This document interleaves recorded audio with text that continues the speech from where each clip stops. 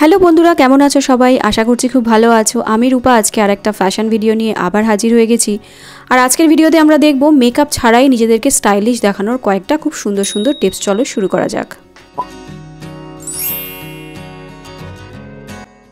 Makeup ছাড়া নিজেকে সুন্দর দেখাতে চাইলে হেয়ার স্টাইলটা কিন্তু ভীষণ ইম্পর্টেন্ট রোল প্লে করে। সেই জন্য কিন্তু সুন্দর হেয়ার কাট করে রাখতে হবে। 15 দিনে একবার করে তুমি বাড়িতেই হেয়ার স্পা করতে পারো। অনেক ক্রিম মার্কেটে পাওয়া যায়, এতে তোমার চুলটা হাইড্রেট থাকবে। ছোট ছোট যে চুলগুলো মাথার উপরের দিকে ঝাঁকড়া হয়ে থাকে সেগুলো ম্যানেজেবল থাকবে। এখানে দেখতে পাচ্ছ একটা লুকে আমার চুলটা সুন্দর করে কাটা রয়েছে আর চুলটা স্ট্রেট করা রয়েছে। এই লুকটার সাথে পাশের যে লুকটা এখানে দেখতে পাচ্ছ ইয়েলো কালারের সালোয়ার পরে, এখানে আমার চুলটার রিবন্ডিংটা নষ্ট হয়ে গেছিলো বলে আমার মুখটা কিন্তু ভালো লাগছে না।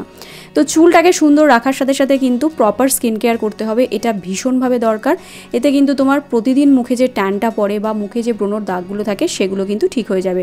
তাই তুমি চাইলেই সপ্তাহে বা 15 দিনে একবার করে বাড়িতে ফেস ক্লিন আপ করতে পারো বা হোম ফেসিয়াল করতে পারো। এখানে বিভিন্ন ধরনের কোম্পানির প্রোডাক্ট পাওয়া যায়। আমি এখানে ভিএলসিসিটা দেখাচ্ছি কারণ আমি ভিএলসিসি ইউজ করি। তো ভিএলসিসি আছে, নেচার্সের আছে, আরও বিভিন্ন রকমের ব্র্যান্ড আছে।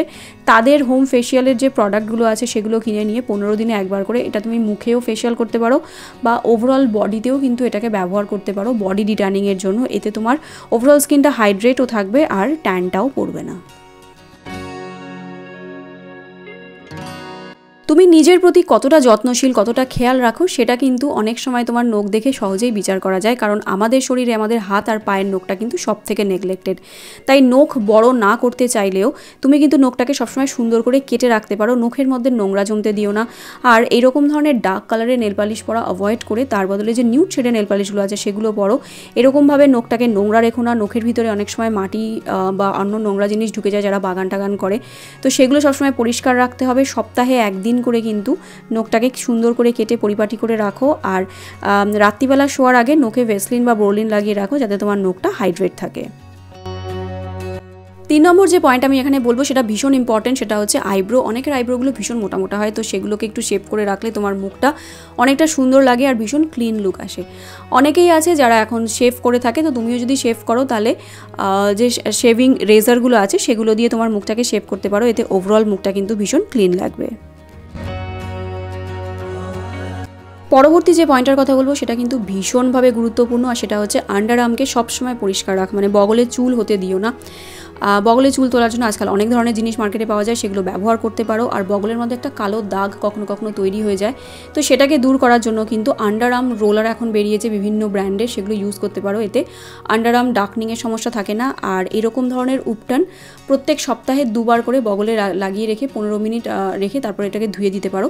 এতে কিন্তু বগলে যে কালো দাগটা থাকে সেটা অনায়াসেই পরিষ্কার হয়ে যায়। এটা করলে কি হবে, তুমি স্লিভলেস পরতে পারবে আর বগলটা নিয়ে তোমাকে কনসিয়াস ফিল করতে হবে না। পরে যে জিনিসটা ভীষণ বাজে দেখতে লাগে, যেটা আমিও কিছুদিন আগে একটা ভিডিওতে করেছি, সেটা হচ্ছে জামা কাপড়কে আয়রন না করে একেবারেই পরা উচিত না। এটা কিন্তু ভীষণ চিপ আর একটা লো ভাইব দেয়। যেমন এই ভিডিওটায় দেখতে পাচ্ছ আমার এই শাড়িটা আমি 3 দিন আগে আয়রন করে রেখেছিলাম, তারপরে যখন এটাকে বার করলাম তখন দেখলাম আবার ভাঁজটা নষ্ট হয়ে গেছে। তো যখনই তুমি বাইরে কোনো ইম্পর্টেন্ট জায়গাতে যাচ্ছ সেখানে কিন্তু এই রকম জামা কাপড়গুলো যেগুলো আয়রন করা নেই সেগুলো একেবারেই পরা উচিত না। এটাতে কিন্তু ইমেজটা তোমার ভীষণভাবে ট্যাম্পার্ড হয়। তো তার বদলে কিন্তু তোমার যদি ভীষণ তাড়া থাকে তো কটনের না পরে সিল্কের পরো, যেটাতে কোনো রিঙ্কল নেই। দিনের বেলা স্পেশালি কিন্তু নিউড শেডের জামাকাপড় পরা উচিত। তুমি ডার্ক কালার পরতে পারো, তবে এক্সট্রা যে ব্রাইট কালারগুলো রয়েছে যেমন খুব চকচকে ইয়েলো বা খুব চকচকে বেজ, এই সমস্ত কালারগুলো দিনের বেলা একটু অ্যাভয়েড করা উচিত। তার বদলে এদের যে নিউড শেডগুলো রয়েছে সেগুলো পরা যেতেই পারে, দেখতে ভীষণ সোবার লাগে। স্পেশালি যারা কর্পোরেটে চাকরি করে বা যারা টিচিং প্রফেশনে আছে তাদের জন্য কিন্তু এই কালারগুলো ভীষণ অ্যাপ্রোপ্রিয়েট। তো এই ধরনের কালার কম্বিনেশনগুলো চুজ করা উচিত। জামা কাপড় পরার ক্ষেত্রে কিন্তু ব্যালেন্সটা ভীষণ ইম্পর্টেন্ট, তাই সবসময় ব্যালেন্সটাকে মেনটেন করে চলা উচিত। যেমন তুমি যদি প্রিন্টেড স্কার্ট পরো তার সাথে তোমাকে সলিড কালারের টপ পরলে বেশি ভালো লাগবে। তার সাথে যদি আবার প্রিন্টেড টপ পরো সেটা দেখতে জগাখিচুড়ি হয়ে যাবে। ডার্কের সাথে ডার্কটাকে অ্যাভয়েড করা উচিত, ডার্ক কালারের সাথে ব্রাইট কালারের আপার পরলে বেশি ভালো লাগে।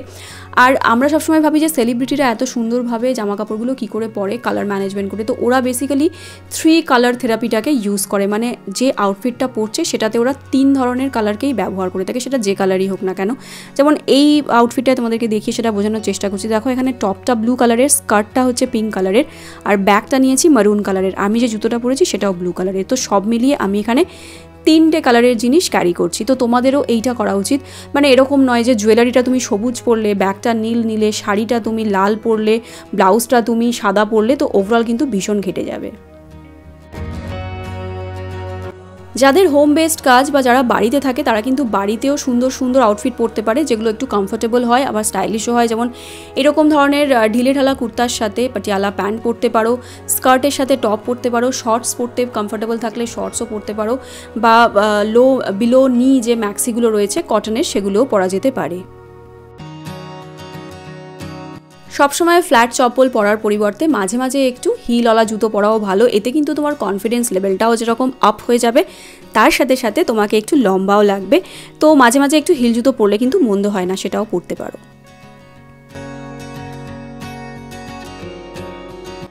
তোমার যদি শর্টস বা স্লিভলেস পরতে ভালো লাগে কিন্তু একটু আনকমফোর্টেবল ফিল করো, কারণ তোমার আনইভেন স্কিন টোনের প্রবলেম আছে, মানে কোনোইটাতে হয়তো একটু দাগছোপ রয়েছে, হাঁটুটায় বা পায়ের গোড়ালিটাতে একটু কালো স্পটস রয়েছে, তো সেগুলো দূর করার জন্য কিন্তু প্রত্যেক দিন একটা স্কিন কেয়ারের রুটিন ফলো করা উচিত।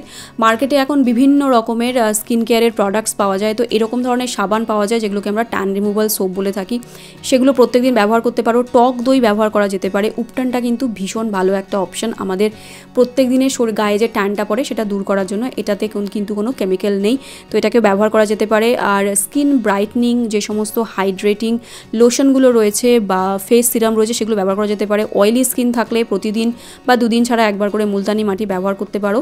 আর ফেস আর বডি ট্যান রিমুভাল অনেক ধরনের ফেস প্যাক ও বডি প্যাক পাওয়া যায়, সেগুলো ব্যবহার করতেই পারো। And definitely apply a good body lotion everyday স্নান করার পরে, তাহলে কিন্তু তোমার ওভারঅল বডিটা হাইড্রেট থাকবে।